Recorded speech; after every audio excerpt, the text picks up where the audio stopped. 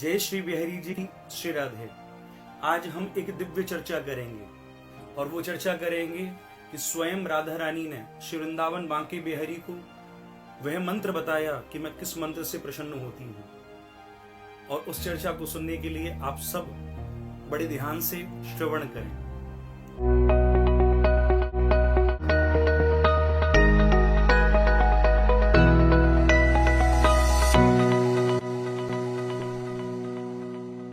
जब किशोरी जी रास करती हैं, गोलोक में रास मंडल में जब रास करती हैं तो थक जाती हैं। थक कर वही किशोरी जी जब एक जगह बैठती हैं तो वही श्याम सुंदर मेरे बांके बिहारी उनके चरणों में बैठते हैं, उनके चरणों को दबाते हैं। तो ठाकुर जी जब उनके चरणों को दबाने लगे तो ठाकुर जी ने पूछा कि हे किशोरी जी, आप ये बताओ, आपको प्रसन्न करने के लिए सबसे श्रेष्ठ मंत्र क्या है? जो सबसे श्रेष्ठ मंत्र हो वो मुझे बताओ। तो उन्हीं श्री किशोरी जी ने ठाकुर जी को अपना षडक्षर मंत्र दिया, यानी 6 अक्षरों का मंत्र दिया। वो कौन सा मंत्र है? श्री राधिकायै स्वाहा, श्री राधिकायै स्वाहा, यह मंत्र दिया। और इसी मंत्र में जब माया बीज ह्रीम लग जाता है तो यह मंत्र हो जाता है ह्रीम श्री राधिकायै स्वाहा, ह्रीम श्री राधिकायै स्वाहा। यह दिव्य मंत्र स्वयं श्री किशोरी जी श्री भगवान को प्रदान करती हैं, श्री बांके बिहारी को प्रदान करती हैं। और उन्हीं बांके बिहारी जी ने यह मंत्र ब्रह्मा को दिया और ब्रह्मा ने यही मंत्र धर्मराज को दिया। और यही मंत्र धर्मराज ने स्वयं ऋषि नारायण को दिया। आज भी जब आप बद्रीनाथ जाते हो, नर नारायण 2 पर्वत स्वरूप ऋषि बैठे हैं और एक रूप में वो भगवान के भी अंश हैं। जिन नारायण को उस मंत्र को धर्मराज ने दिया, वही नारायण उस रहस्य को यहाँ नारद जी को बता रहे हैं। तो आप समझ लो कि इस मंत्र का जाप करने से किशोरी जी प्रसन्न होती हैं। और कहा गया है जो 10,000 नाम इस मंत्र के हर रोज लेता है, जो 10,000 जप इस मंत्र के रोज करता है, उसे गोलोक प्राप्त होता है, उसे ठाकुर जी और राधा रानी का वह सानिध्य प्राप्त होता है। और साथ ही साथ यहाँ यह भी लिखा है, राधा की पूजा के बिना कृष्ण की पूजा का अधिकार नहीं है। अगर आप किशोरी जी की पूजा करना चाहते हो तो ये याद रखो कि उन किशोरी जी की पूजा के बाद ही आपको ठाकुर जी की पूजा का अधिकार प्राप्त होता है। यदि आप राधा रानी की पूजा नहीं करोगे तो आपको ठाकुर जी की पूजा का अधिकार भी मिलने वाला नहीं है। तो आप श्री किशोरी जी के इस मंत्र का जाप करो, जिससे किशोरी जी आप पर प्रसन्न हो। दूसरी दिव्य चर्चा, जिस वृंदावन में हम रह रहे हैं, यह वृंदावन भी गोलोक का ही अंश है। लेकिन इस वृंदावन में जब श्री किशोरी जी आई हैं तो किशोरी जी वृषभानु की कन्या बनकर आई। भादौ शुक्ल पक्ष में अष्टमी के दिन हमने भी राधाष्टमी महोत्सव मनाया। तो इस गोलोक अंश रूपी वृंदावन में वह अष्टमी के दिन आई और हम सब ने उनका जन्मोत्सव बनाया। लेकिन जिस समय भगवान के पास गोलोक में स्वयं ठाकुर जी बैठे थे, ठाकुर जी ने अपने ही अंग से, वामांग से किशोरी जी को जब निकाला था, वो दिन था कार्तिक पूर्णिमा।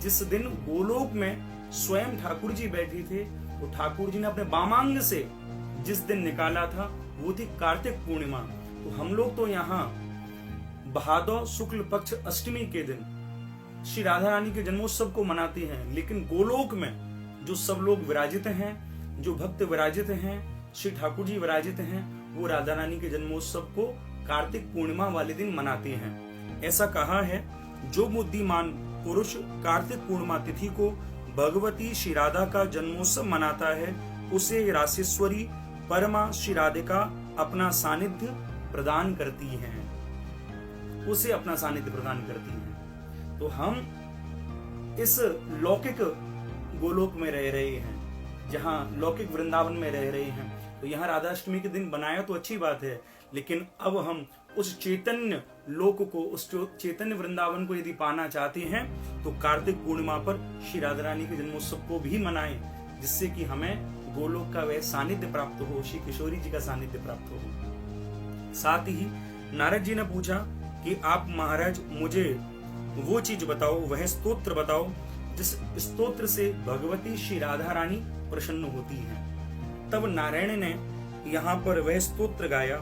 7 श्लोकों का यह स्तोत्र है, इसमें 7 श्लोक हैं। नारायण उवाच नमस्ते परमेशानी रास मंडल वासिनी रासेश्वरी नमस्तेस्तु कृष्ण प्राणादिक प्रिये नमस्ते लोक जननी ही प्रसीद करुणाणवे ब्रह्मा वैष्णवादी देवैर बंध मान पदाम्बुजे नमः सरस्वती रूपे नमः सावित्री सांकरी गंगा पद्मावती रूपे षष्ठी मंगल चंडिके नमस्ते तुलसी रूपे नमो लक्ष्मी स्वरूपिणी नमो दुर्गे भगवती नमस्ते सर्वरूपिणी मूल प्रकृति रूपात्मां भजामः करुणार्णवां संसार सागरा दस्मात् नुद्धराम्ब दयां कुरु इदं स्तोत्रं त्रिसन्ध्याया पठेत् राधां स्मरन् नराः न तस्य दुर्लभं किंचित् कदाचिच्च भविष्यति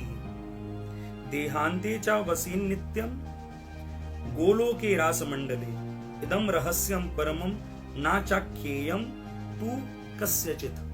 यह जो 7 श्लोकों का स्तोत्र है, ऐसा कहा गया है कि जो मनुष्य तीनों कालों प्रातः मध्य सायं में श्री राधिका का स्मरण करते हुए इस स्तोत्र का पाठ करता है, उसके लिए कोई भी वस्तु इस जग में दुर्लभ नहीं रहती। वह देह त्यागने के अंत में गोलोक में रास मंडल में निरंतर निवास करता है। और हे नारद, यह परम रहस्य किसी के समक्ष प्रकाशित नहीं करना चाहिए। आप ये समझ लो, स्वयं जिसे नारायण कह रहे हैं कि इसे हर किसी को नहीं बताना चाहिए।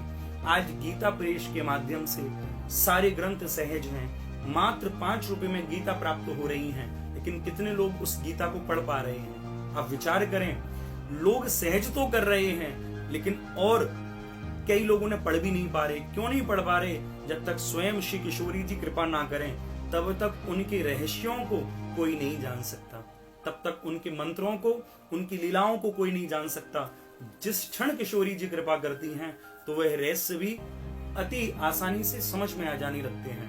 तो आप सभी यह स्तोत्र, यह मंत्र और यह जन्मोत्सव, ये 3 विषय मैंने इस वीडियो के माध्यम से बोले हैं। आप सभी भी इन चीजों को करें और साथ ही साथ हो सके तो वीडियो को अधिक से अधिक शेयर कर दें, जिससे अन्य लोग भी इसका लाभ ले सकें। एक बार दोनों हाथ उठाकर कह दो, श्री राधे श्री राधे श्री राधे।